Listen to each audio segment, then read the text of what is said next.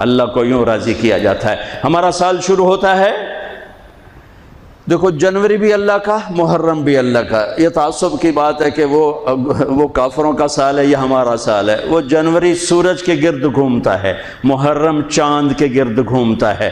سورج بھی میرے اللہ کا اور چاند بھی میرے اللہ کا۔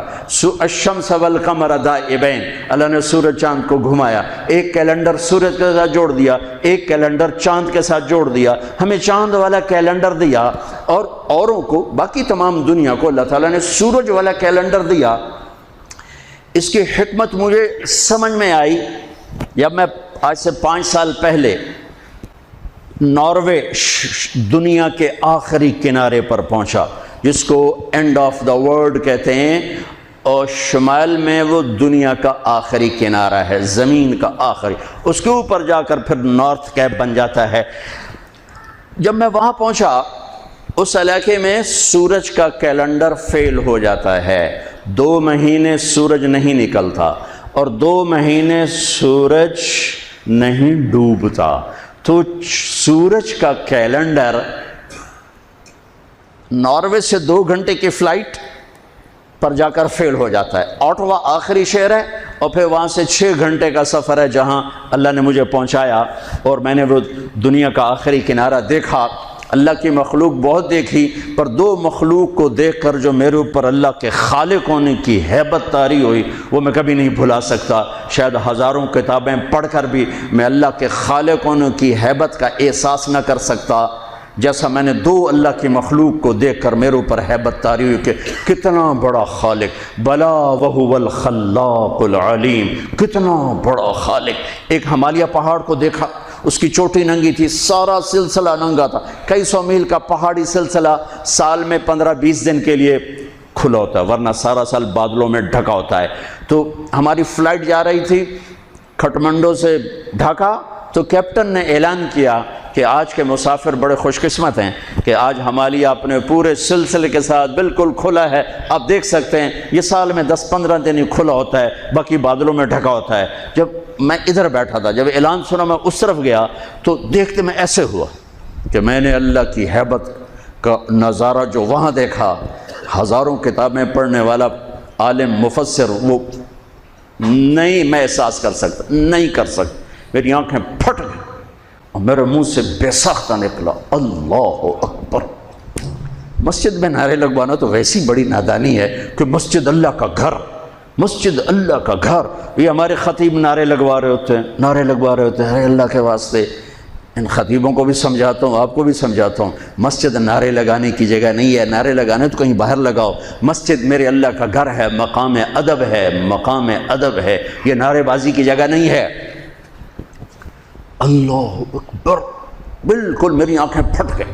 اور دوسری دفعہ جب میں وہاں پہنچا شمالی آخری زمین کے کنارے پر، اور ایک دم میری نظر پڑی تو پھر میرے اوپر کپ کپی طاری ہوئی اور میرے منہ سے نکلا اللہ اکبر، یا اللہ تو کتنا بڑا ہے، تو کتنا بڑا ہے۔ وہاں جا کر مجھے پتا چلا کہ اللہ نے ہمیں چاند کا کیلنڈر کیوں دیا، کہ وہاں سے لے کر اوپر تک سارے علاقے میں سورج کا کیلنڈر کہیں 2 مہینے کے لیے فیل ہو جاتا ہے، کہیں 4 مہینے کے لیے فیل ہو جاتا ہے، نہ نکلتا ہے جی، اور اگلے 4 مہینے میں ڈوبتا نہیں۔ تو اب رات ہے یا دن ہے کچھ پتہ نہیں، لیکن چاند وہاں پورے نظام کے ساتھ نکلتا بھی ہے، گھٹتا بھی ہے، بڑھتا بھی ہے، ڈوبتا بھی ہے۔ جب میں وہاں پہنچا مجھے نماز پڑھنی تھی، دن ہے کہ رات ہے، ویسے تو گھڑی موجود تھی پتہ ہے، لیکن جب آسمان کو دیکھا تو کچھ پتہ نہیں، چاند کو چمکتے دیکھا تو مجھے پتہ چلا کہ رات ہے، رات ہے۔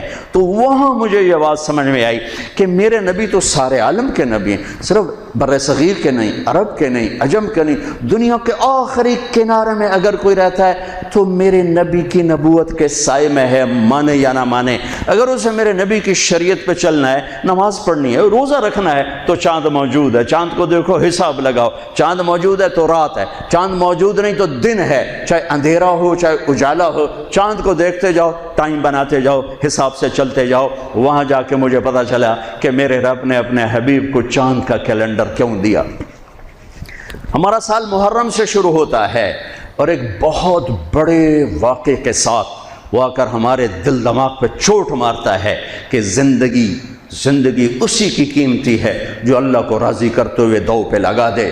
وہ جانوروں سے بھی بدتر ہیں جو پیسے پر اپنے ایمان کو دو پہ لگاتے ہیں، جو چند ٹکوں پر اپنے ضمیر کے سودے کر دیتے ہیں، جو چند کوڑیوں پر اپنی غیرت کو سلا دیتے ہیں، جو تھوڑی دیر کی لذت کے پیچھے حیا کی قبا چاک کر دیتے ہیں، جو تھوڑی دیر کے مزوں کے پیچھے انسانیت کا لباس اتار کر درندے بن جاتے ہیں، بھیڑیے بن جاتے ہیں، ہوسناک بن جاتے ہیں۔ ان کے دیکھنے میں وائٹ کالر ہوتے ہیں، بڑے اجلے کپڑے ہوتے ہیں، لیکن میرے رب کی نظر میں وہ اس لباس میں انسان نہیں ہوتے، کچھ اور ہوتے ہیں، کچھ اور ہوتے ہیں، کچھ اور ہوتے ہیں، جو اللہ کے نام پہ لٹ جاتے ہیں، پٹ جاتے ہیں، بک جاتے ہیں۔ وہی میرے رب کی نظر میں محبوب بھی ہوتے ہیں، مقرب بھی ہوتے ہیں، پیارے بھی ہوتے ہیں، پسندیدہ بھی ہوتے ہیں۔ ہر سال محرم آ کر یہ صدا لگاتا ہے۔ میرا اللہ چاہتا تو میرے نبی کے نواسے کی شہادت سفر میں ہوتی، ربیع الاول میں ہوتی، 11 مہینے نہیں پڑے ہوئے،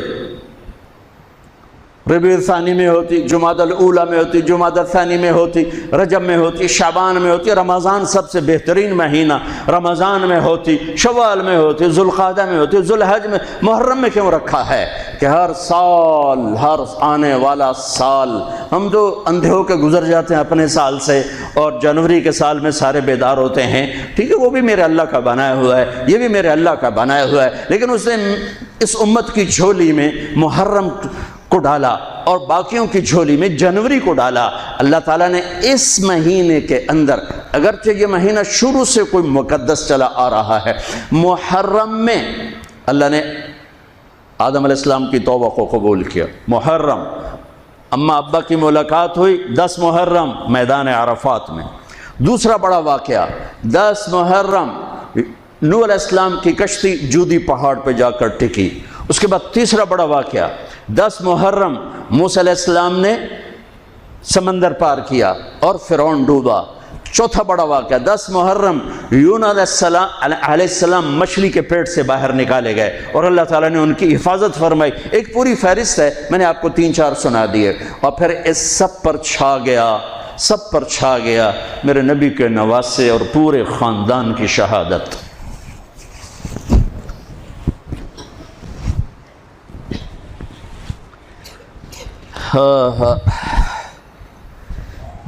یہ کتنا بڑا خاندان ہے، پہلے یہ سنو۔ میرے نبی نے فرمایا اللہ نے ساری کائنات کو دیکھا، پھر ان سب میں سے عربوں کو چھانٹ کے الگ کیا، پھر سارے عربوں کو دیکھا، اس میں سے مضر کو چھانٹ کے الگ کیا، پھر سارے مضر کو دیکھا، اس میں سے قریش کو چھانٹ کے الگ کیا، پھر سارے قریش کو دیکھا، اس میں سے ہاشم کو چھانٹ کے الگ کیا، پھر ساری ہاشم کی نسل کو دیکھا، اس میں سے میرے اللہ نے میرا انتخاب کیا۔ انا خیرکم ابا و نفسا، میرے جیسا عالی نسب کوئی نہیں، میرے جیسا عالی خاندان کوئی نہیں۔ عبداللہ سے آدم علیہ السلام تک کسی سے زنا نہیں ہوا، سب پاک دامن ہیں، سب پاک دامن ہیں، سب پاک دامن ہے۔ میرا نبی پاکیزہ سلسلوں سے آئے اور ہر باپ کا ماتھا روشن ہو جاتا تھا جدھر میرے نبی کا نور جاتا تھا۔ ایک دن آدم علیہ السلام کے 10 بیٹے تھے، شیث علیہ السلام سے آپ کا سلسلہ نسب آدم علیہ السلام سے ملتا ہے، ان کا ماتھا روشن تھا۔ آدم علیہ السلام کہنے لگے بیٹا تیری پشت میں ایک امانت ہے جو تیرے باپ سے بھی زیادہ قیمتی۔ وہ کہنے لگے ابا بیٹا باپ سے زیادہ قیمتی، وہ کیسے؟ کہا تو اس امانت کی بات کرتا ہے، تجھے اس کی امت بتاؤں؟ امت ابھی ہمارے آنے میں 10,000 سال پڑے ہوئے ہیں، 10,000 سال، اور آدم علیہ السلام فرما رہے ہیں بیٹا اس ہستی کو چھوڑ، اس کی امت کا بتاؤں؟ کہا جی بتاؤ۔ کہ میں نے ایک خطا کی، میرے کپڑے اتار دیے۔ وہ ہستے اس کی امت روزانہ خطائیں کریں گے، اللہ ان کے کپڑے نہیں اتارے گا۔ میں نے ایک خطا کی، مجھے بیوی سے جدا کیا، وہ سارا دن گناہ کریں گے، اللہ ان کی بیویوں سے انہیں جدا نہیں کرے گا۔ میں نے ایک خطا کی، اللہ نے میری مشہوری کر دی، سوری دنیا کو بتایا، اور وہ سارا دن منہ کالے کریں گے اور اللہ ان کے گناہوں پہ پردے ڈالتا جائے گا، پردے ڈالتا جائے گا، پردے ڈالتا جائے گا۔ میں نے ایک خطا کی، مجھے جنت سے نکالا، وہ ہزاروں خطائیں کر کے اس کی رحمت سے بخشش پا کے جنت میں جائیں گے۔ میں نے ایک خطا کی، میری توبہ کے لیے 40 برس لگے، اور وہ ساری خطائیں کر کر ایک بول بولیں گے اللہ معاف کر، اللہ ان کے سارے ہی معاف کرے، اللہ ان کے سارے ہی معاف کرے۔ ہر ایک کا ماتھا روشن ہو جاتا تھا، نور نبوت چمکتا نظر آتا تھا۔ اس لیے بہت بڑے علماء کی بڑی مضبوط دلائل ہیں کہ آذر، اگرچہ نسب نامے میں آذر ہی آتا ہے، لیکن آذر آپ کے چچا ہیں، باپ نہیں ہیں، چچا ہیں، چونکہ چچا کو بھی اب کہتے ہیں۔ باپ کے لیے والد کا لفظ ہے، والد صرف باپ کو کہتے ہیں، اور اب چاچے کو بھی کہتے ہیں، باپ کو بھی کہتے ہیں، دادے کو بھی کہتے ہیں۔ نعبد الہک و الہ آبائک ابراہیم و اسماعیل و اسحاق الہا واحدا۔ یعقوب علیہ السلام کی اولاد کہہ رہی ہیں کہ ہم آپ کے ابا کی کہ رب کی عبادت کریں گے۔ کون؟ ابراہیم، اسماعیل، اسحاق۔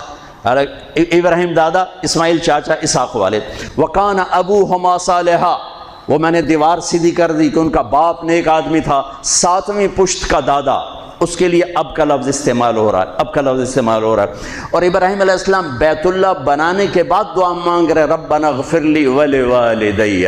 ان کے باپ اگر کفر پہ مرے ہوتے تو ابراہیم علیہ السلام یہاں یہ دعا نہیں مانگ سکتے تھے کہ اللہ مجھے معاف کر، میرے والدین کو معاف کر، ربنا اغفر لی ولوالدی یوم یقوم الحساب۔ اس دعا کا مانگنا، یہاں والد کا لفظ استعمال کیا، باپ کا لفظ، اب کا لفظ استعمال نہیں کیا، والد کا لفظ استعمال کیا کہ والد صرف باپ کو کہتے ہیں، اب چاچے کو، دادے کو، پردادے کو، سب کو اب کہا جا سکتا ہے۔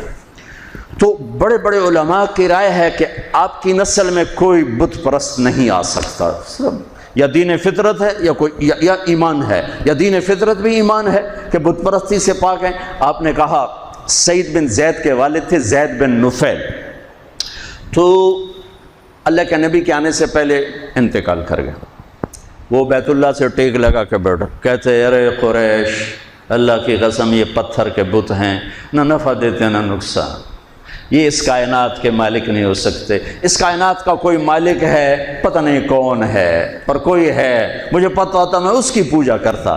تو آپ نے سعید بن زید 10 مبشرہ میں سے 10 بڑے ٹاپ 10 صحابہ، ابو بکر جنتی، عمر جنتی، عثمان جنتی، علی جنتی، طلحہ جنتی، زبیر جنتی، سعد بن ابی وقاص جنتی، عبد الرحمن بن عوف جنتی، ابو عبیدہ جنتی، سعید بن زید یہ جنتی۔ تو آپ نے کہا سعید میں تیرے باپ زید کو جنت میں دیکھتا ہوں، تیرے باپ زید کو میں جنت میں دیکھتا ہوں کہ وہ بت پرستی سے بیزار رہے، تو میرے نبی کی نسل کوئی بت پرست نہیں آ سکتا جو آپ کی شان اور آپ کا مرتبہ ہے۔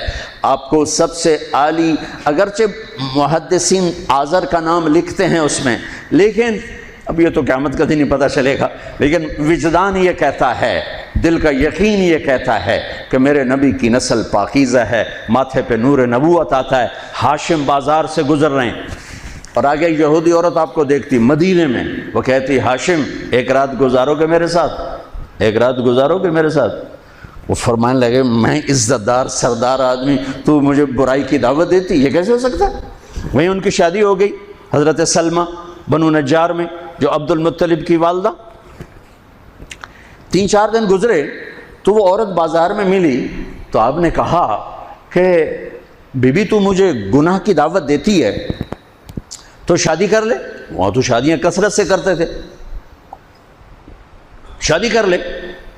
اس نے یوں دیکھا، کہنے لگی ہاشم مجھے غلط نہ سمجھو، میں بہت عزت دار ہوں، عزت دار ہوں،